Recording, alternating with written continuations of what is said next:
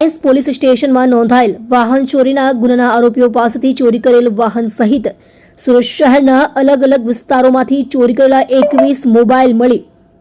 કુલ કિંમત રૂપિયા 2,39,000નો મુદ્દામાલ રિકવર કરી ગુનો ડિટેક્ટ કરતી Athwa Lines police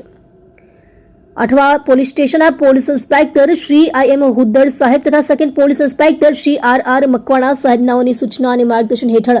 Athwa Lines police station ખાતે દાખલ થયેલ પાર્ટ A ગુનો રજિસ્ટર્ડ નંબર 2024 ભારતીય ન્યાય સંહિતા એક્ટ 2023ની કલમ 303(2) મુજબના ચોરીનો અનડિટેક્ટ ગુનો શોધી કાઢવા સારું surveillance police sub inspector AR મહિલા તથા સર્વેલન્સ સ્ટાફના પોલીસ માણસો પોલીસ કોન્સ્ટેબલ સુરેન્દ્ર શાલિકરામ તથા પોલીસ કોન્સ્ટેબલ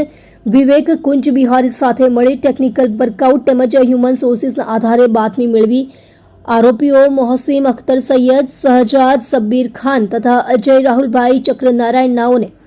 ચોરીમાં ગયેલ access moped registration number GJ05KY6363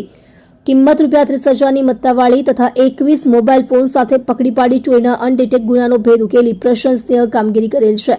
જેમાં અઠવા પોલીસ દ્વારા આરોપીઓ મોહસીમ અખ્તર સૈયદ ઉંમર વર્ષ 30 ધંધો રિક્ષા ડ્રાઈવર રહે રૂમ નંબર 3 ગોગો ફ્લેટ્સ ધરતી નમકીની સામે સંજયનગર 2 ઉધના સુરત શહેર શહજાદ સબ્બીર ખાન ઉંમર વર્ષ 22 ધંધો કલરકામ રહે plot number 11 road number 5 Udyognagar Udhna Surat મૂળ રહે ગામ બદૌસા થાના બદૌસા જિલ્લો બાંદા ઉત્તર પ્રદેશ તથા અજય રાહુલભાઈ ચક્રનારાયણ ઉંમર વર્ષ 22 ધંધો કેટરર્સ રહે સંજયનગર 2 માં આવેલ